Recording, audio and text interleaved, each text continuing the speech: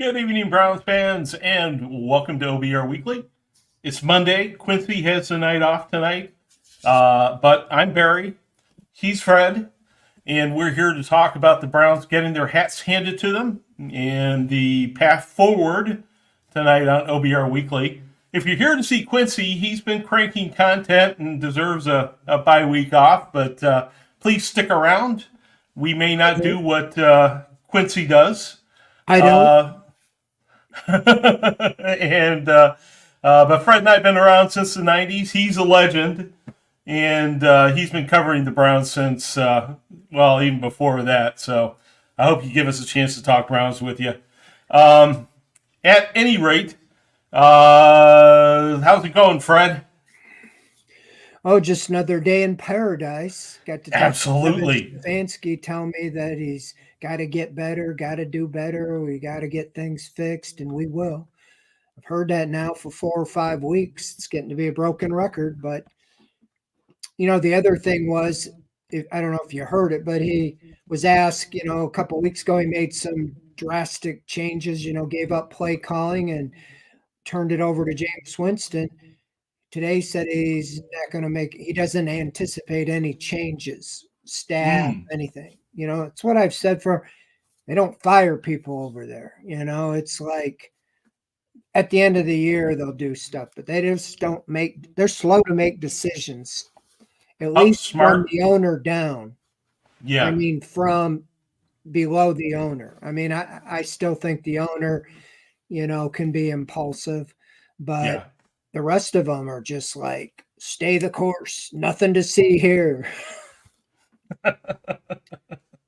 Well, like I said, tough, smart, accountable, not so much quite yet. Let's take a sense of the mood of the crowd here. World's fastest fat man still has post-Brown suck anger. I think we can all relate to that. Manimal has a little bit of positivity. He says the sun still rose this morning. So Fumble 13 is capable of getting some whoops out. And what I will tell everyone, Mark Foreman is hoping that you calm us down, Fred, and provide some therapy for all of us. So varied moods out in the crowd today. But as usual, guys, we depend on your comments and questions to drive the show. So please give us your questions about the Browns. I'm sure you got a lot of them tonight, or your comments. And we will drive into those really to guide the program. So please hit us up with whatever's on your mind, and we will use that to talk about what we talk about over the course of the next hour or so. Mark Foreman, actually, hold on a second here, jumped on me, says, I hate Kev's press conferences. You talked to Kevin today, Fred. What were the highlights of what he had to say? Well, at least you guys can turn it off, just like you can turn off the game. I mean, I have to chronicle it and document it. But I guess the highlight was, I shouldn't say they made a move, but this by default, he's going to stick with DeJuan Jones at left tackle to see if he can develop, which means they're moving on from Jedrick Wills until somebody gets hurt. Then he's going to be right back in there. But, I think for the organization to kind of admit that Jedrick Wills isn't the long-term answer, that's almost the way I see it, because if he was the left tackle, he'd be right back in starting. He had started 57 games for the Browns in his career. Every time he was active, he started. He never came off the bench until Sunday. That was the first time that he was active that didn't start. Now, he missed a lot of games due to injury, or not a lot, but he missed games due to injury. But whenever he was active, he played left tackle. So 57 starts at left tackle out of 58 games now. And sounds like going forward, it's DeJuan's unless he gets hurt or something. You can notice the other day, DeJuan went out with a shoulder injury, and he was back in 2 plays. They didn't even say this was an easy time to kind of go back to Wills, and then went right back to Jones. And so Stefanski named him the starter, going forward. The other one was JOK. We hadn't talked to Stefanski. They just quietly kind of put him on IR when we all thought maybe he wouldn't play, but you thought, okay, that makes sense. You got the bye week, and then he might be ready for the Saints game. Then they put him on IR. So you got 4 weeks or 4 games. Still not sure I think it's games. I don't think the bye week counts, but I'm not sure. But he said he's week to week, because somebody asked, are you concerned that, he's shut down for the year, with a neck? And Stefanski gave all his insight of saying that he's just going to term him week to week. He can't play for the 4 weeks. So I guess week to week would be whatever. He did say that they were practicing today and tomorrow, which is normal day off, but with the bye, then they're off the rest of the week. I think the collective bargaining requires them to have so many days off. I don't know if it's what it is, but I expect they'll be back and they'll practice probably next Monday. But that was it. I mean, most of it was, as I wrote about, was reactions players from yesterday and where do they go from here? That's the big question. Andrew Berry meets with the media Wednesday morning. It'll be after the trade deadline. So, I mean, we'll know who's here, who's not here. He won't give much information, but I'm sure there'll be questions about Deshaun Watson. And do you feel like you have your quarterback on the roster or whatever? He'll dance around a lot of topics. To some degree, I understand it is mid-season. You can't just come out and say, this guy sucks. We tried to trade him, but nobody wanted him, any of the play. So, but it is interesting because I don't think they expected to have a mid-season press conference, at the bye, that they're basically eliminated from the playoffs. And, you're talking about maybe a top 10, top 5 draft pick. Right. Yeah, this 2-7 was not on the bingo card for 2024, I think, for most people, but it is where we are. And Cleveland Browns fans, a lot of them are looking for someone to blame. Who do you blame for this situation? MC Lawrence says Stefanski's not going to throw anyone under the bus. AB needs to go, so he's got his take on it. And we had, let me find it here. Tory, said Kevin getting fired 100% think this happens. This owner paid a lot for the players on this roster. I believe Kevin is the fall guy. And so, there's certainly some opinion out there about, who gets the blame for, the most expensive team in the roster, or the most expensive team in the league, falling to 2-7, as Chef Brian K here says. Only the Browns can do that. But at this point, it's probably going to be between the Monday and Wednesday press conferences, sort of kumbaya and no major changes. You don't anticipate anything coming from the Haslam camp, do you, Fred? No, I saw Albert Breer, who's pretty well connected, put out something today that I don't know where it was, if it was on X or what, but that his feeling is that Stefanski and Berry are both safe this year, unless it ends up, 2-15, and then anything could happen or something like that. But I don't know. I think the ownership likes the stability, and we've been through this over and over. I mean, Kevin Stefanski just didn't lose everything. Why was he voted coach of the year a couple of times? Andrew Berry, I've been on record saying it was the best roster I've covered in over 30 years. Now I know there's a low bar, but you got 10 Pro Bowlers on this roster. Maybe that was in the past, but I don't know. we've said this, I'm not making excuses, but we said this for a long time. The NFL is games are so tight. I think the average score in an NFL game is 6 points. And so this year, you could say the Browns last year were lucky, to be 11-6. They won some games like you don't even know how they won the games. Mm-hmm. PJ Walker and some of those Indianapolis game, different ones like that. But this year they've lost games that they really could have won, and you play the woulda, shoulda, coulda game. Just 1 or 2 wins and you're 4-5. Things don't look so bad. But Right. 2-7, they look real bad. And the way they played, I mean, the offense again, I blame the offense again.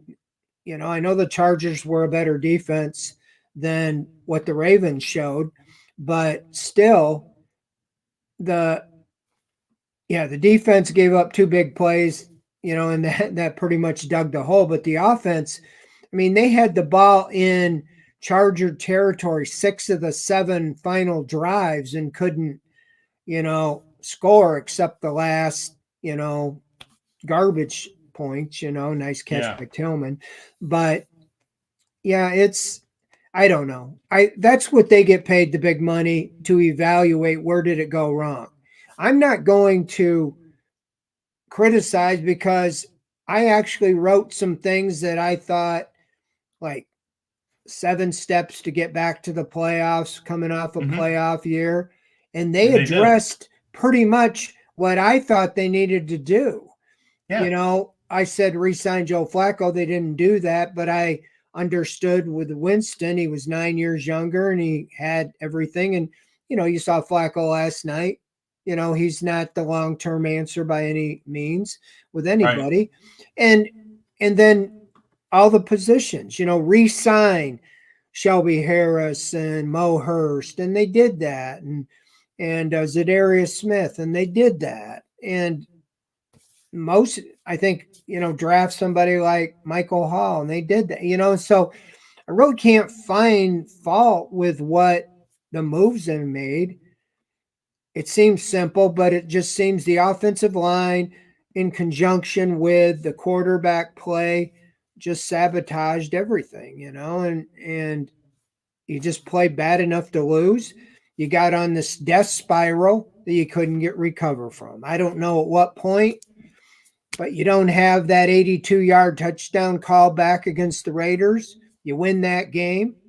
You don't have, you don't have a drop pass on 4th down by Tillman earlier in the season. There's a lot of things you can look at that they could have won games that they didn't play that great, but they could have won. Last year they won those games. This year they've lost them.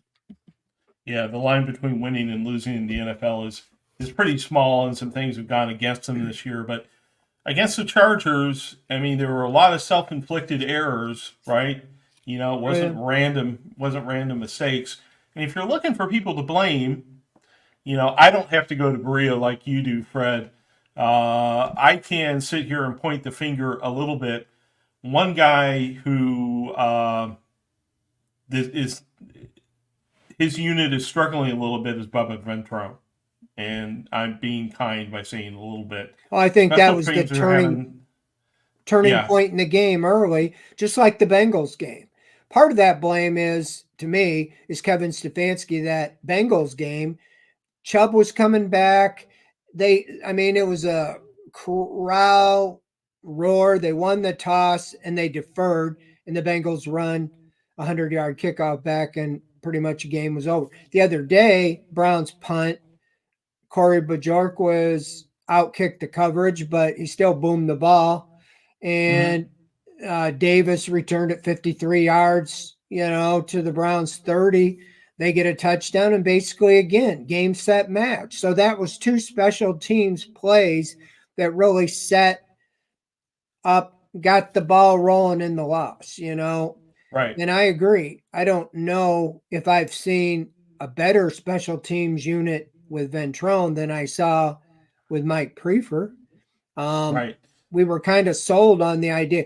Prefer was coming back until he found he could get, when Indianapolis hired a new coach that allowed Ventrone to talk to other teams. And I remember I was on vacation and news came they got Ventrone.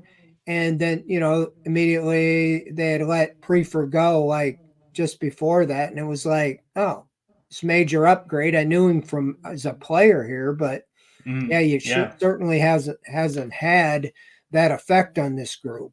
It's a good guy, Yeah. like him, but yeah, you're expecting that phase to be taken care of. I mean, they had a blocked field goal as well. I don't know all the details if Hopkins fell down, slipped, what happened, but yeah, kicked it right into him. But all But things there. it's not a fluke. We've had these special teams breakdowns, a couple times this year, and we've not seen improvement on that unit. So, I know Bubba came here with head coaching ambitions. He came in here highly touted, but we just have not seen improvement in that unit. And speaking of self-inflicted wounds, we have to point out the coverage issues that we had that led to 2 touchdowns, right? Cover 2 in 3rd and long situations. As I pointed out in the Insider Central thread, we've got a quarterbacks coach, we've got a safeties coach, we don't have a defensive backs coach. So who's responsible for making the safeties and cornerbacks, make sure that they're talking to each other and they're working together? There's nobody above these guys but the defensive coordinator, right? How do we make sure that the communication in the defensive backfield is operational? I think the responsibility goes directly to Jim Schwartz, doesn't it? It has to. And what I don't understand is, okay, they're a man-to-man press team. That's what Denzel Ward does. Why don't you just make it real simple? This is number 5 is your guy. You just stick with him wherever he goes. Mm-hmm. And when it was number 1 over on the other side, same thing. We saw that, but it was under Joe Woods more. But remember when the Jets came back, that last 2 minutes, the same thing. Ward's running stride by stride with Davis, and then all of a sudden he stops and he's wide open. It seems like every time both those plays, on Sunday, Ward immediately turned around like it was like, oh, obviously he thought somebody else was going to pick him up. Exactly. But I'm like, just stay with him yourself. Forget that stuff. I don't, maybe I'm too simplistic, Mm-hmm. Denzel, just don't leave the guy. He won't be open then, right?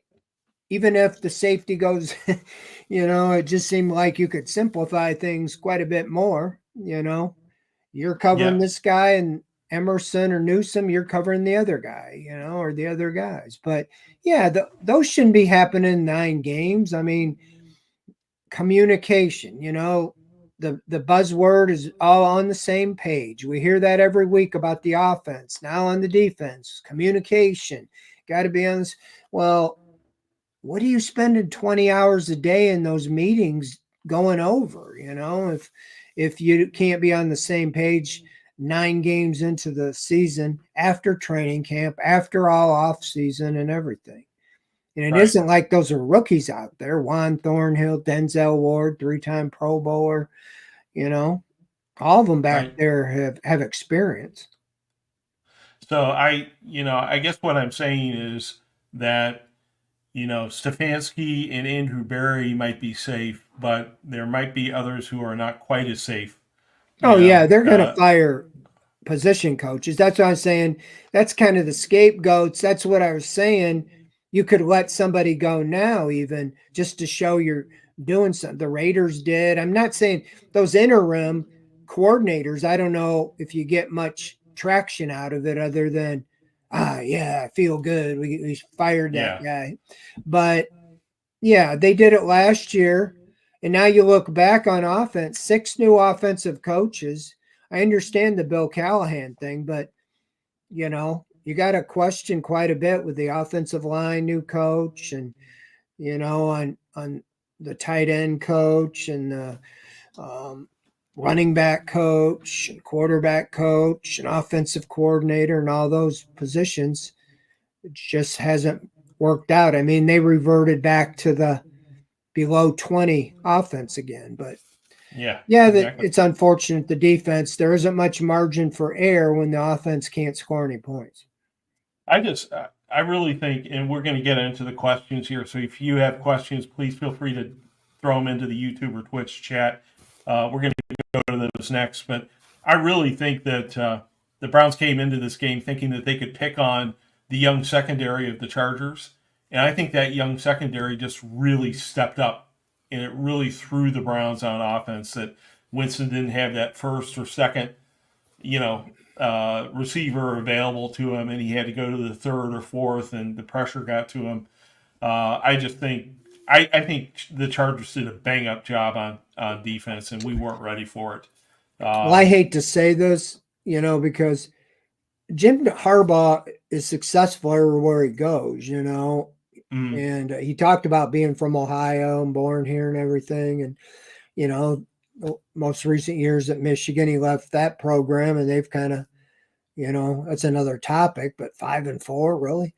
But yeah, they're tough. And you talk about tough, physical, and accountable. That's what they are, yeah, and Justin Herbert's an elite quarterback, but they don't even use him like that. They want to run the ball and pound it like they do with his brother in Baltimore. But he shows you, like, if you would have told me, Barry, that at halftime, a team that wants to run the ball like the Chargers would have 42 yards rushing and the Browns would have sacked Herbert 6 times in the first half, I'd say this is going the Browns' way. And exactly. yet, those big plays, 3rd and 21, they throw a 27-yard touchdown. 3rd and 6, they throw a 66-yard touchdown. I mean, the big plays just were there, and that's what a big time quarterback can do for you. At any time, they can find the guy you break down on and hit him with a laser, and it's a touchdown. And that's what he Yeah, did. And yeah, so, it's I thought the defensive line, I don't know what happened in the second half. I think a lot of it, maybe the Chargers weren't throwing as much, but yeah, mm, 6 sacks, they were relentless. And then you have the breakdown in the secondary, who, the cornerbacks proclaim them the best in the world, and didn't look like it for sure. no, it did not. And Thornhill gets some blame, but I'm not sure he deserves all of it. I think communication, like we were saying, is a challenge. So let's talk a little bit about the left tackle situation. Fumble 13 asks, does Wills get moved before the trade deadline? And World's Fastest Fat Man adds, Wills was obviously not coming back next year, right? Um, so, whenever we have one of these trade situations, I think you look for whether there's somebody behind that player, right? But Wills is kind of a special situation because he's already been moved aside. A lot of teams need left tackles, Fred. You think somebody's going to be willing to give up a halfway decent, let's say early day 3 draft pick for Jed Wills at this point? Think they can revive him? Well, it depends how desperate they are. I mean, his last year of he's playing under the 5th-year option, which, because he was a first-round pick, they picked it up. I think it's about $15 million this year guaranteed. So I think they legitimately were wanting him to have a big year or to show what he could do, so they knew whether to commit. Because when you commit the second contract to a left tackle, it's usually pretty serious money. And because they're hard to come by, that's why in free agency they do well. And I could see him hitting free agency and somebody give him a big contract. He hasn't played, even a first round ability, in my opinion, but let alone a top 10 pick. And I think that's why he gets so much criticism. If he was an undrafted free agent, or, even a 5th round, 6th round, 7th round pick, I don't think there'd be so much criticism, because he is a starting caliber left tackle in the NFL, or even a right tackle. Some team might sign him to be a right tackle. That's what he played at Alabama. It's just that he looks like he's not playing with effort, like Mm-hmm. he looks like, that one game, Bengals or whatever, I think Hendrickson and on one side, and guys went each way, he looked at one, oh, not, and then he looked the other way and he let them both go and they sacked Watson. And it was like, oh, let me help you get up. It just looks like he, doesn't care and or is lazy or whatever. And so I don't know. He'll probably go somewhere and be a perennial Pro Bowler, He's only, I Mm-hmm. think, 24 years old. So it's like sometimes the light bulb kicks on. Maybe this is a wake-up call. This guy, I bet you, has never sat the bench in his career. He's been the biggest, strongest everywhere. You don't go to Alabama if you're a backup anywhere. Right. Right. And top 10 pick, like I said, started every game.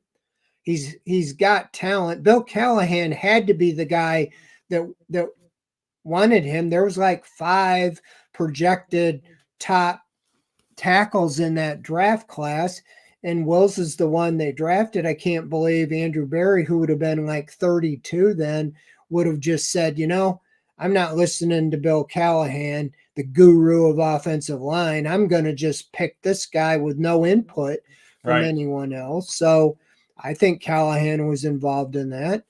So I don't know, but I do think it's weird is that a lot of us saying, why not swing DeJuan Jones over to left tackle in the offseason and see what you have with him? No, Mm-hmm. can't do that. No, we can't do that. No, no, no. Every time Stefanski's asked about it, no.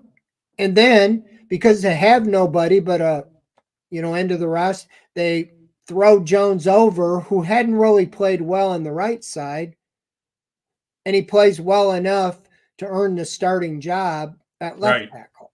Yep. But if at 6'8", 375, he can be the answer long term at left tackle for him. And I agree with them, keep playing him, because you really don't. I still have seen Wills, 4.5 years, and I Mm-hmm. still don't know. A lot of people on the forum are going, I wouldn't play him, I wouldn't. And you're going to have to spend money to re-sign him. You can't just say, well, come back on a 1 year, $1 million deal. Right. Somebody's going to offer him money. Somebody So, back in the draft is going to remember that's the guy we wanted, but the Browns took him. right. Well, Sancho here has an idea. He wants to use him at right guard. I don't know about right guard, but right tackle, certainly, since that's where he played in college. Someone might recycle him at right tackle. Maybe he'll have better luck in a new environment. And like you said, he just needs a wake up call to do better somewhere. But He's got talent. I mean, he's got talent. It's just, I think what people say, and you don't really know what's in his mind. Does he have desire? Does he love playing football? I've talked to him, interviewed him. He just doesn't seem to be a guy that has any real, I don't know, energy to yeah, want to just be like awesome. yeah, he gives you that impression. It looks like he gives up on blocks after a little bit. He doesn't, he just looks like he gives up quickly. All right. Well, let's talk trade deadline. Fumble 13 says, "Okay, Fred, who are we trading away? 1, 2, 3 players." He wants to know who's going away now. I think Most obvious, if they make a trade, would be Zadarius Smith. Mhm. I thought it was curious. I mean, Florio's connected, but I don't know why he put that out in the middle. I thought it was like during the Browns game.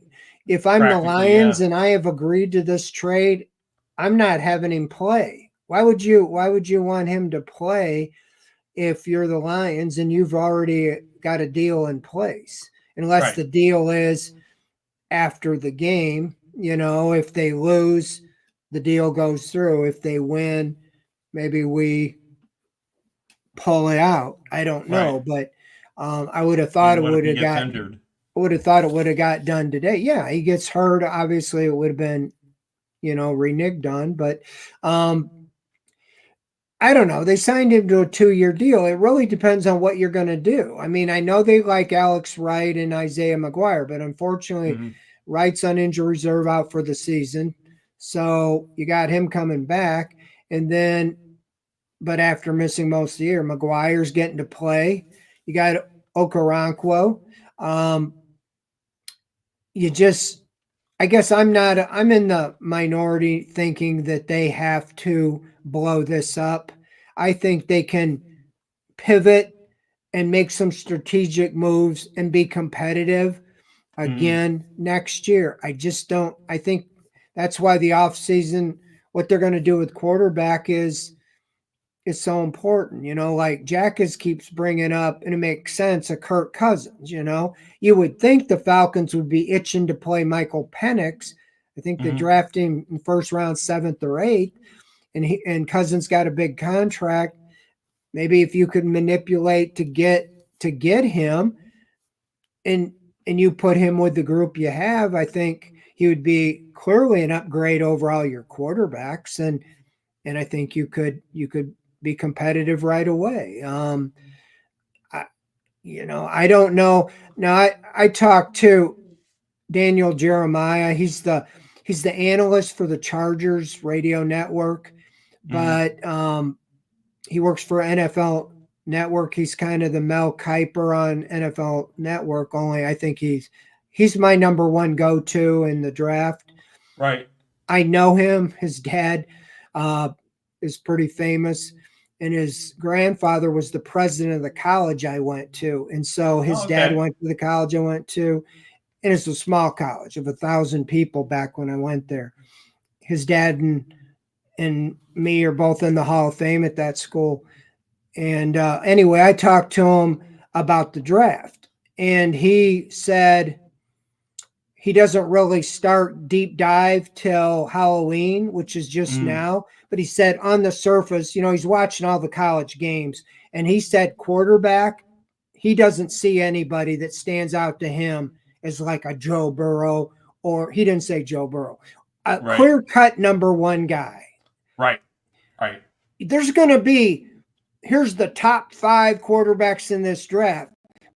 Maybe they're a second round pick last year, but because Hmm. they're this year, They're going to you go high. can't just draft a guy just Right. because they're the best in this year's. And so, Brown's situation, that's not good. If right now Browns are tied for, I think, the first pick, they're top 5 or whatever. I don't know where it'll end up, but that Hmm. would be their luck, is to really decide, okay, we'd like to get a quarterback and not have anybody. You want to be like the Bengals, have an injury and go like 1-15 the year Joe Burrow's there, and he's obviously, nobody's going to make that mistake to not take him. Right. And you can say that when the Andrew Luck came out, the Colts just happened to, I think Manning got hurt or something, and they won like one game, and there's Andrew Luck. So I don't know. That could change. Maybe as he studies, there'll be good quarterbacks. But anyway, if DeJuan Jones can be the answer, that solves one problem, because Wills, if he's probably not going to be re-signed. That's what I felt all along anyway. But you Hmm. got to have a replacement, and you Exactly. probably would look to the draft with your first round pick. That's where the left tackles go, first Hmm. round, the good ones, unless you want, get lucky with somebody, down the line a little bit. So back to the trade. I don't buy the Njoku rumors. No. I don't buy Garrett rumors. I don't know what other names. If you want Quentin Jefferson, you could probably get him. I'd Right. trade Greg Newsome if you could get something for him. Hmm. You gave him a guaranteed deal for next year, so you have him. I don't know if somebody, you'd probably have to eat some of the contract, but I Hmm. don't, unless you can get somebody better than what you have, I don't know why you do this.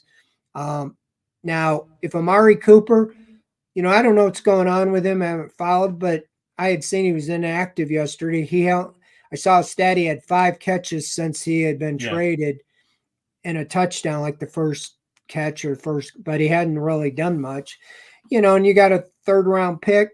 Okay. But I don't understand what you're getting, how you're making your team better to trade David Njoku for a 5th-round pick or a 7th-round pick or Myles Garrett for even a 1st-round pick. There's no guarantee you're going to get Myles Garrett with the next time you draft, So, oh, he's 29. Oh, gee, he's old, You got to have something to build around, unless you're just going to go back to expansion era and start over. And I don't think that's the mindset of this organization. It's a completely different question, is who's drafting these guys. Because I'll make the case that other than the quarterback, which is the most important, I think John Dorsey did a better job drafting than Andrew Berry so far, because, he drafted Chubb, he drafted he drafted Mayfield, though, instead of Allen or Lamar Jackson.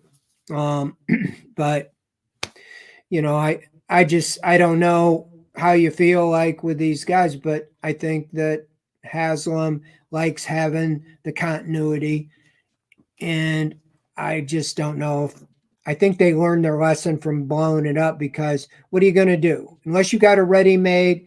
And some people would say, well, Mike Vrabel. Okay.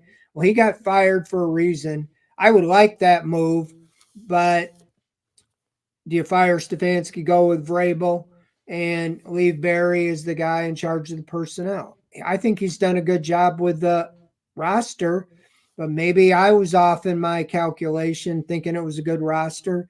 I thought it was last year, and they upgraded this year. I think Barry's, and people, I know people in the chat will disagree. There are people who will disagree with me vehemently, because there are some people who think AB should be fired, immediately. But I think he's done, he's had some hits in his mid-draft picks. DeJuan Jones, with the 4th-round pick. He's had some successes. Ced Tillman looks like he's going to be a nice addition. Emerson hasn't had the season everybody expected, but he was a decent hit.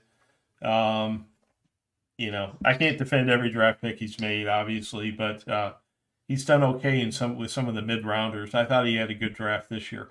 But at any rate, let's get back to some more of the questions. But before I do that, I want to use the ready-made segue for me from World's Fastest Fat Man. He says, right now, the only thing that I have faith in is Miles and Core Home Fitness. Is there any doubt why Miles is as strong as he is? I think not. Core Home Fitness, obviously the key to your wellness in your home gym setup. They have these great adjustable dumbbells that are top rated by everyone. You've heard me talk about it for weeks now. They're best you can in the market. One of the things I found out over the course of the last couple of weeks is that Core Home Fitness now has an app that you can download to your iPhone or your Google device with all kinds of training videos. And I'm actually going to be working with Core Home Fitness as I try to get myself back in shape to download this app and start working with some of their easier training videos. I'm not trying to get built up like this guy. I'm just trying to get a little bit healthier. But I'm going to start working with them a little bit on that. So I'm going to have to be able to report on how good these videos are. But they have all kinds of capabilities for anyone trying to look to get back into shape. Not only these great adjustable dumbbells, but training, the Glute Master, the Fight Master, all kinds of wonderful things. They've got a US-based support team, fast shipping, hassle-free returns, you name it. They know what they're doing, and they sponsor the OBR and make these video programs possible. CoreHomeFitness.com. Check them out.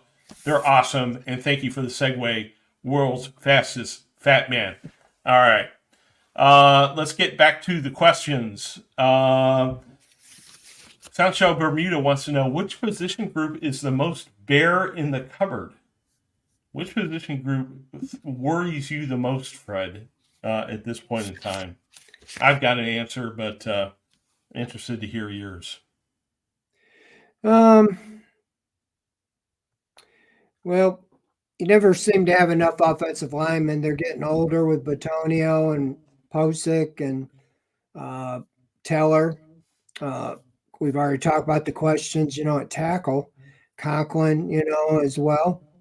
So that's one area they got to address. Still not sure with the wide receivers. I mean, yesterday they kind of didn't look like they were getting open. I thought in a two linebacker situation, having JOK and now seeing what you got with Diabete and Winston Reeds, Nathaniel Watson, seemed like you got something there. So I'd say offensive line getting some younger guys in there. Yeah, I agree with you 100%. I think that this year in the draft, this is not a year where you necessarily go after that quarterback. You accumulate those draft choices, you restock the offensive line, you maybe look at the defensive interior a little bit. You got my call, but after that, you got a bit of age going on there in the defensive interior. I think you look at maybe getting some help there. You build the lines this year. I think that's a good draft class for that. We'll know more about that as we dig into it. That's just at first glance, but agree with you 100%, Fred. I'm mostly worried about the offensive line, the aging of the offensive line, and what we've got in the cupboard there. So your take and my take are the same, Fred. How alarming is that? Well, I mean, a lot of it we don't know. Luke Whippler, from Ohio State, is out for this year with a broken leg. They drafted him, could be the center of the future. You got Zach Zinner, who you drafted, high this year, hasn't shown a whole lot yet. And we talked about DeJuan Jones. So it's like if you could keep adding a piece or two, if they can play. But you got to have that. You got to have that cornerstone. That's usually the left tackle, and that's why when I use the word big, it's not pun. A big piece would be DeJuan Jones if he can handle that spot and be quick enough to be able to handle the big pass rusher with his size and his girth and and his youth. So that would be huge. But yeah, I mean, there's so many things. It's hard, when you're 2-7, everything looks ugly. When you're Exactly, 7-2, everything looks great. And last year, everything got overlooked, even though because it's like, man, look how great they are, 11-6 with 5 different quarterbacks. Even a 39-year-old looked great. So when your quarterback plays like garbage for 7 games, and you keep getting told that it's everybody's fault, and then a new guy comes in, everything looks good. And then it goes back to looking bad again. And everybody's going, see, told you so. It wasn't Watson. It was the same with Winston. Well, some of it's just the opponent, and I really think the Chargers defense were pretty good. Joey Bosa and Khalil Mack. And like you said, their secondary stepped up and they were swarming. It's a question we got in ATI and Ask the Insiders, for example. And I should take this moment to point out that if you are not a subscriber to the OBR's VIP service, that our insider forums are going nutso right now. And we have a 60% off an annual subscription deal through Wednesday at 11:59 p.m. through the day Wednesday. So jump on that if you are not a subscriber. We run these deals every so often, so we figured we run at the trade deadline. Lane's going absolutely nuts in these insider forums, so jump in if you get a chance. But at any rate, in the Ask the Insiders forum, Fred, someone came out and they sort of said, "Why were the Browns emotionally flat against the Chargers?" And I didn't answer the question; someone else answered it. But to me, teams, when they are overmatched, always look flat, right? They always look uninspired. That's just because they're getting beaten, right? Everything looks bad when you're being outmatched. And like I said, I think that they came out expecting to be able to pick on that Charger secondary, and it just didn't happen, right? I don't think it's emotionally flat. They just came out and they faced a really good team. That's all there is to it. Yeah, I think by the end the Chargers are going to be making some noise. I think they'll make the playoffs. You got to give Jim Harbaugh credit. I mean, he's coming back to the NFL and he picked his spot. He had Mm-hmm. the quarterback, and he's going to build a strong defense, and that offense will eventually. They moved on from Keenan Allen and Mike Williams, some big name wide receiver, Austin Eckler, and Mm-hmm. brought in his own guys and shaping them in his image of a big, strong offensive line that just kind of smash mouth move the ball. So, Exactly. yeah, I mean, I don't think they had a good part to do with it, but what's discouraging is that you couldn't get anything going on offense. What really hurt on offense was stalling, in the first half. That when they finally got a drive going, got down there to like the 13 and settled for a field goal. It was you thought maybe they were going to get it going, and they just never did. And Jameis Winston threw it 3 interceptions, but you were playing into the Chargers' hand at that point because the defense gave up those long blown coverages. It was 20-3, and that's a Mm-hmm. defense's dream come true when you're throwing every down and he's trying to Exactly. make something happen. And Cedric Tillman didn't help him. He's done great, but he dropped that touchdown pass on that first drive. The next play threw an interception. In the second half, might have been a Mm-hmm. different game. You take the ball on the kickoff and drive 9 minutes for a touchdown and cut it to 20-10. I think things could have been different. But Tillman drops the touchdown. Next play is an interception. And then he's forcing it the rest of the game, throws 2 more picks. So I don't know. Well, I same tell you thing over what. and over. Yeah. And this is the concern that we have when we go into a death spiral. Um, I'm really enjoying trying to get that term into the common parlance of Browns fans, death spiral. It's a term from my days as a consultant when a project goes south. But at any rate, Gregory H. says, I'm viably concerned that Kevin has all but lost the locker room. What are your thoughts? I have some thoughts on this. Do you have any thoughts on this, Fred? I'm in the locker room. It's not what I get the gist. A couple weeks ago when they lost to the Bengals and they were 1-6, I said to my colleagues, I said, this looks like the 1-6 locker room of old. Nobody in there. It was like a ghost town. We have Mm-hmm. mandatory like 45 minutes in the locker room. Well, the players just conveniently go elsewhere when the Right. media is in there. But when things are going there, well, it's boisterous and they kind of want to be around and they want to get interviewed, a lot of them.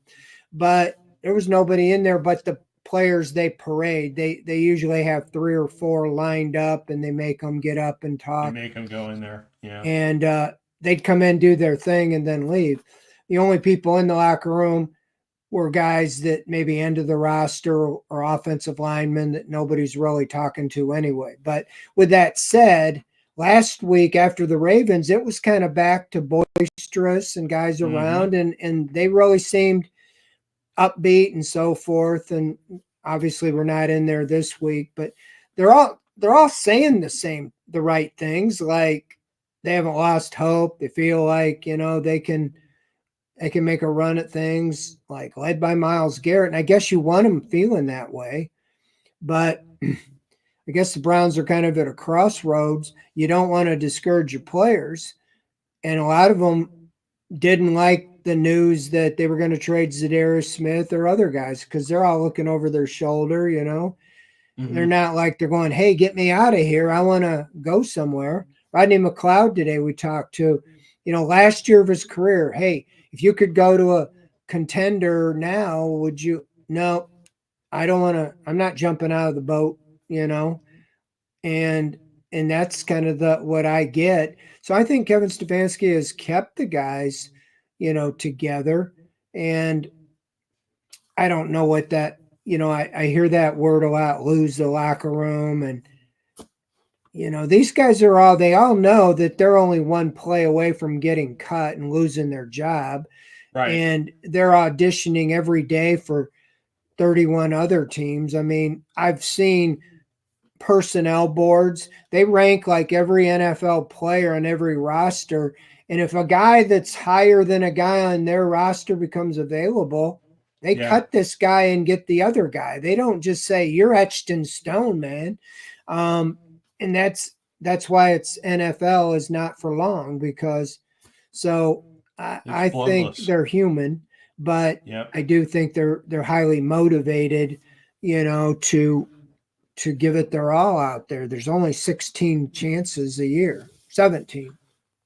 Well, I want to get to some of these other questions that we have here. World's fastest fat man writes: is there any chance that some players like Miles may shut it down to get nagging injuries fixed in order to heal well before next season?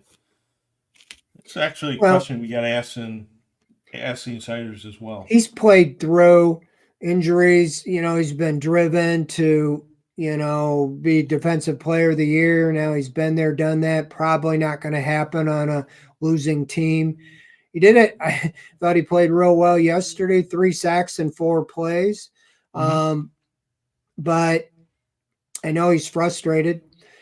I don't know the extent of the injury. He talked about maybe his feet or whatever needing from childhood. Um, if it really needed surgery, I think he would have already done that. If it's a shorter term thing, I don't know. I really don't know if it's a 3-month thing, 6-month thing, even if it's a 3-4 month type surgery that he needs. You wait till January, you're still fine by April, Right. May. I don't think that's in his DNA to shut it down. Exactly. Um, the yeah, but yeah, I think what'll be the telltale is, they start turning over and playing young guys instead of guys that maybe are in their last year of their contract and they don't plan to bring them back, see what they have with the DTR, see what they have with some of the other guys once they, we haven't really seen. I think the worst year under Stefanski, they were 7-10. So they were technically still in it down the stretch because usually in the NFL, if you can win 9-10 games, you can make the playoffs. So we haven't got there yet. They lose coming out of the break and can't get anything going. They all bets will be off. And it could change tomorrow. We might get the sign that if they trade, several prominent players, I don't think they will. I think they might Right. trade somebody or, but I don't think it's going to be earth shattering type thing. So, Yeah. I don't think so either. I think they'll trade if there's opportunity and there's a player behind that player that they feel comfortable seeing more of. Like a Cam Mitchell for Greg Newsome or a Isaiah McGuire for Zadarius Smith, that sort of thing. Manimal wrote, do you think our wide receivers are not adjusting their routes when the Chargers were playing zone defenses? Our wide receivers looked like they were running into coverages and not making adjustments to run to open areas. yeah, I don't know. The week before, those 3 got 20 catches, 263 yards, and 2 touchdowns. And right when I was ready to write them off, they looked 100% different. They looked like NFL wide receivers. Now it was almost like back to that. Now Tillman, other than the drop pass, he's still showing up. I mean, he's getting open. They're getting him the ball. He's making catches. But I don't know what to say about Moore or Judy and where they were supposed to be on those plays or what. But it didn't look like they were getting separation. From what I saw from the press box, looks like there was times Winston was holding on the ball because there was nobody open. Right. And then he tried to throw it into coverage and got intercepted. Yeah. Well, we knew Winston was going to be a roller coaster ride. We just didn't know it was going to be that severe, that high one week and that low the next week. And that was quite a precipitous drop from week to week, but Yep. we knew it was coming. Chef Brian K says, I hate PFF, rarely accurate. And this is my thing with PFF. Everybody takes, not everybody, but a lot of people take PFF's word like it's gospel, like it's scientific. But these are guys watching tape, Fred, and they don't know what play was called. They don't know what protection the left guard was supposed to do. They're just watching tape and, it looks like he missed that block. They don't know what the responsibilities were for that particular player on that particular play.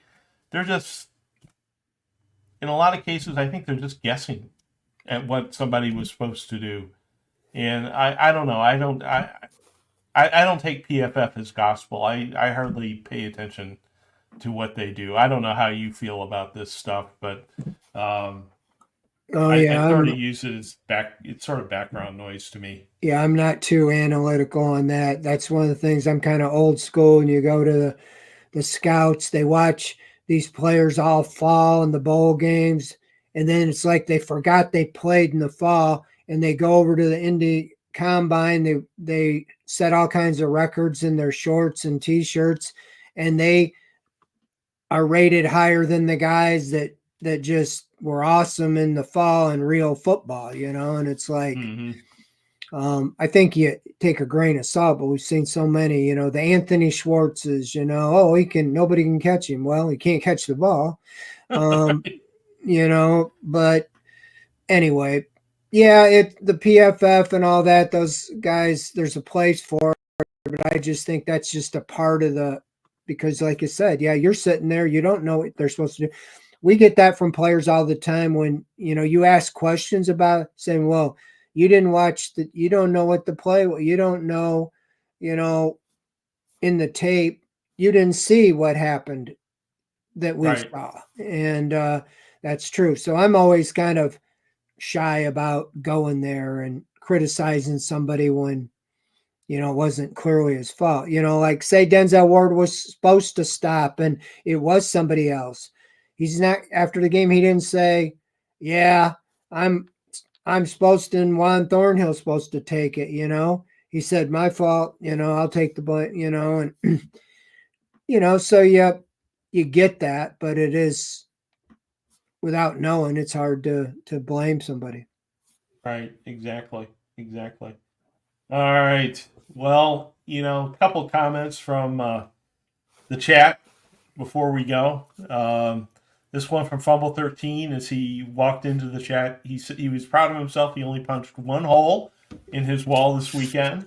So props to Fumble 13 for showing restraint. I think that based on the Insider Central or Insider Discussion message board thread, he may have been in the minority in terms of showing restraint. A lot of frustration. Sancho Bermuda said, Little Sancho stopping in, another Browns loss, but the OBR will pull through together. I like hearing that. Hey, we've been here through 0-16, 1-15, 1-31, it's like, I think what's most frustrating is that the expectations we all expected, playoff deeper, not just make the playoffs, go deeper. Yeah, get a win at least. I mean, I predicted to be 10-7 this year because of the schedule was a little tougher. They still got a shot. They go 8-0 and they're 10-7. I'll tell you that right now. I'm on the same page as Myles Garrett. That's what he said. So we got that going for us. Exactly. And World Fastest Fat Man helping me out. If you get Core Home Fitness, you can punch all the holes in the walls. So I appreciate that. But we will pull through it together. We have been through this many times. Together. And I wrote about it this morning a little bit. Everybody reacts to this sort of disappointment in different ways. There's no right or wrong way to react to it.